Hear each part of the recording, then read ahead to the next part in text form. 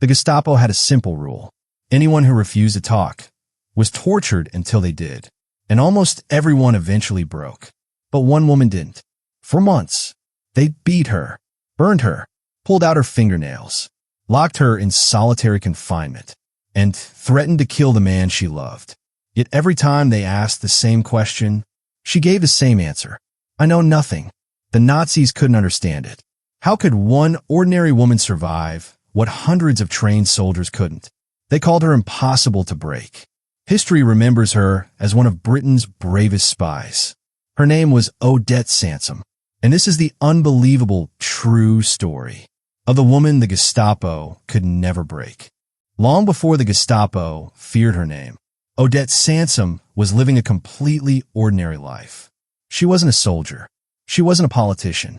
She wasn't even trained for war. She was a young French mother raising 3 daughters. Like millions of people across Europe, her biggest worries were her family, her children, and building a peaceful future. War was the last thing on her mind. Odette was born in France in 1912. As a child, she survived serious illnesses that left her physically weak. Doctors often doubted she would ever live a normal life. But Odette refused to let hardship define her. She grew into a kind, determined, and deeply compassionate woman. Eventually, she married an Englishman named Roy Sansom. Together, they built a quiet family life. Nothing about Odette suggested she would one day become one of Britain's most decorated spies. Then, everything changed. In 1940, Germany invaded France. Within weeks, the country collapsed. Nazi flags replaced French ones. German soldiers filled the streets. Families were separated overnight. Freedom disappeared. Odette watched her homeland fall into enemy hands. Like millions of others, she wanted to help, but she had no idea how. Then one day, she noticed a newspaper asking French citizens to provide information about their country's coastline. The British feared a German invasion. Any detail could help. Odette thought she was simply helping the war effort. She mailed the information. She expected nothing in return.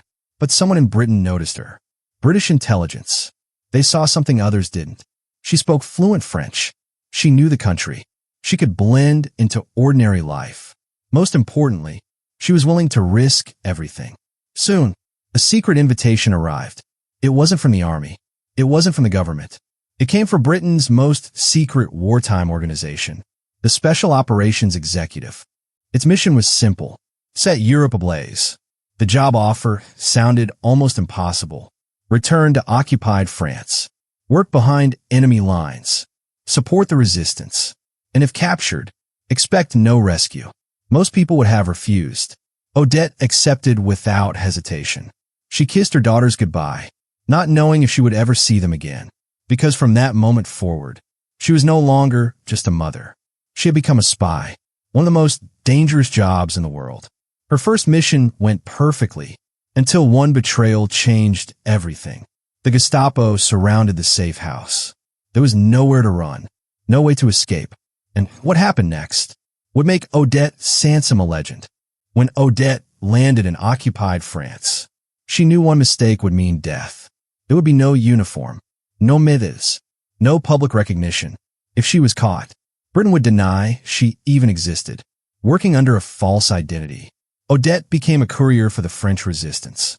Every day, she traveled between villages carrying secret messages, radio codes, maps, money, and information that could help the Allies prepare for the coming invasion. She couldn't trust anyone. The friendly shopkeeper could be a Nazi informant. The smiling passenger on the train could be a Gestapo officer. Even children had been taught to report suspicious strangers. Yet somehow, Odette always stayed one step ahead. She met resistance leaders in abandoned barns, hidden basements, and quiet forests where even whispering felt dangerous. Among those she worked with, one man stood out. His name was Peter Churchill, a British SOE officer. Despite sharing the same last name as Prime Minister Winston Churchill, the two men were not related. Peter and Odette quickly became one of the most effective espionage teams in occupied France. Mission after mission, they escaped capture. German convoys were sabotaged. Resistance fighters received supplies. Critical intelligence reached London. Everything seemed to be working, until someone betrayed them. A French collaborator secretly informed the Gestapo. Within hours, German officers surrounded one of the resistance safe houses. There was no warning, no escape route, only footsteps, growing louder outside the door. The room fell silent. Peter reached for his pistol. Odette knew it wouldn't matter. Dozens of armed Gestapo officers were already outside. The door exploded open. Hände hoch. Hands in the air. The Gestapo stormed inside. Weapons pointed at their heads. The mission was over. Odette and Peter were arrested. Their fake identities were quickly exposed. The Germans realized they hadn't captured ordinary resistance members. They had captured British spies. For the Gestapo, this was a prize. They believed it would only be a matter of time before Odette revealed everything. The names of resistance leaders, secret radio locations, British operations across France. They had no idea they were about to interrogate one of the strongest women they would ever meet. The Gestapo believed every prisoner had a breaking point, so they began the torture. Hour after hour, day after day, week after week. But no matter what they did, Odette gave them only 3 words. I know nothing. The Gestapo had one belief. Everyone talks, eventually. Some prisoners lasted a few hours. Others survived a few days. But in the end, almost everyone broke. Odette Sansom was about to challenge everything they believed. The interrogations began immediately. The questions were always the same. Who are the resistance leaders? Where are the radio operators? Who is helping the British? Every answer could destroy an entire underground network. Odette knew that. So every time they asked, she calmly replied, I know nothing. The Gestapo didn't believe her. They thought she was pretending. So they changed their methods. The beatings became more violent. The interrogations became longer. Sleep was taken away. Food became scarce. Days turned into weeks. Weeks turned into months. Still, she never spoke. Then the torture became even worse. The Gestapo burned her with red-hot irons. They ripped out her fingernails. They kept her chained for hours. Every session ended with the same demand. Tell us the names. And every session ended with the same answer. I know nothing. The officers couldn't understand it. How could one woman endure so much pain and still refuse to betray anyone? Then they tried something different. They brought Peter Churchill into the room. Odette watched as the Gestapo threatened the man she had worked beside for months. The officer smiled. We'll kill him unless you cooperate. For a moment, the room fell silent. Most prisoners would have surrendered. Odette didn't. Instead, she made an extraordinary decision. She told the Germans that Peter Churchill was a close relative of British Prime Minister Winston Churchill. It wasn't true, but she hoped the lie would make him too valuable to execute. The gamble worked. Believing Peter might be connected to Britain's most powerful leader, the Germans kept him alive. Once again, Odette had protected someone else. Not with a weapon, not with violence, but with quick thinking. Months passed. The Gestapo had failed. They still knew almost nothing about the resistance network. Furious, the Nazis made another decision. Odette would no longer remain in a prison. She would be sent somewhere far worse. A place where thousands entered, and very few ever came out alive. Ravensbrück concentration camp. For most prisoners, it was the end of hope. But even there, Odette refused to surrender. The Nazis believed Ravensbrück would finally destroy her. They sentenced her to death, locked her inside one of Germany's most feared concentration camps. No one expected her to leave alive. But what happened next amazed even the soldiers guarding her. The train stopped. The doors slowly opened. Barbed wire stretched as far as the eye could see. Watchtowers surrounded the camp.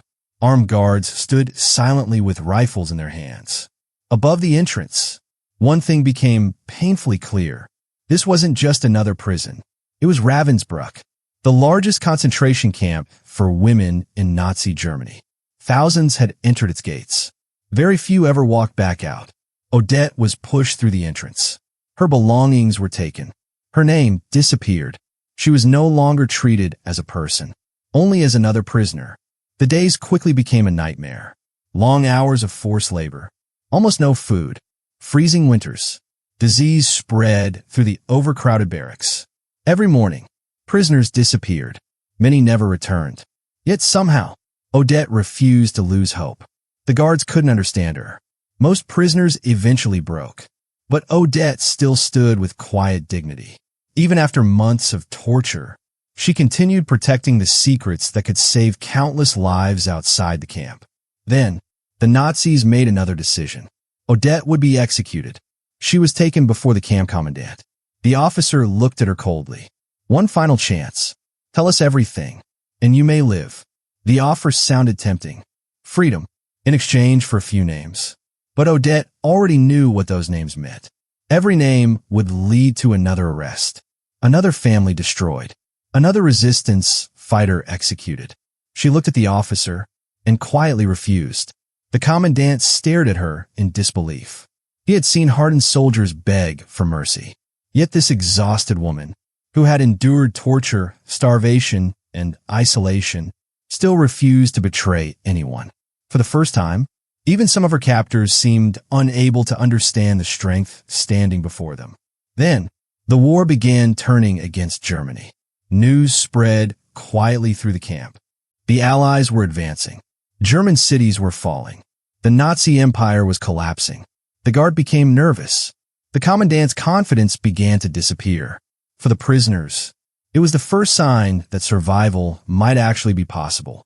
After years of unimaginable suffering, hope had finally returned. But Odette still faced one final battle. She had survived the Gestapo. She had survived Ravensbrück. Now, she had to survive long enough to see freedom.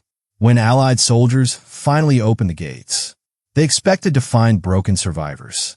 Instead, they found a woman whose courage had defeated the Gestapo, outlived Nazi Germany, and inspired an entire generation. But the greatest reward of her life was still waiting for her. In April 1945, the nightmare finally came to an end. Nazi Germany was collapsing. Allied forces were advancing from every direction. The guards at Ravensbrück knew the war was lost. Some fled, others surrendered. And after years of suffering, the camp gates finally opened. For thousands of prisoners, freedom felt almost unreal. Odette stepped outside, weak, thin, barely able to walk. But she was alive. She had survived what millions never did. The Gestapo had failed. The concentration camp had failed. Nazi Germany had failed. But Odette Sansom never did. When she returned home, she was reunited with her family. It was a moment she had dreamed about through every interrogation, every freezing night, and every day inside Ravensbrück. Many people expected her to speak about revenge. Instead, she spoke about courage, hope, and the importance of never giving in to hatred. Soon, the truth about her wartime service became public. Britain learned how one ordinary mother had risked everything for complete strangers, how she had protected the resistance, how she had survived torture without betraying a single person, how she had stood against one of history's cruelest regimes and refused to surrender. For her extraordinary bravery, Odette received the George Cross, Britain's highest civilian award for courage. France honored her with the Legion d'honneur. She became one of the most highly decorated women of World War II. Yet medals were never what mattered most to her. Her greatest achievement was knowing that because she stayed silent, countless others lived. Resistance fighters survived. Secret missions continued, and innocent families were never betrayed. Today, Odette Sansom's story is remembered as one of the greatest examples of courage under unimaginable pressure. She didn't win battles with tanks. She didn't command armies. She never carried the rank of a general. Her greatest weapon was a promise that no matter what happened, she would never betray the people who trusted her. And she kept that promise until the very end, because true courage isn't always found on the battlefield. Sometimes it's found in a prison cell where one person chooses honor over fear, and that choice can change history forever. If Odette Sansom's courage inspired you, remember that history isn't shaped only by famous generals or powerful leaders. Sometimes, one ordinary woman who refuses to give up can become stronger than an entire army. This was the incredible true story of Odette Sansom, the woman the Gestapo could never break. They could torture her body, but they could never break her spirit. Thanks for watching. Subscribe to her silent strength for more untold stories of the bravest women in history.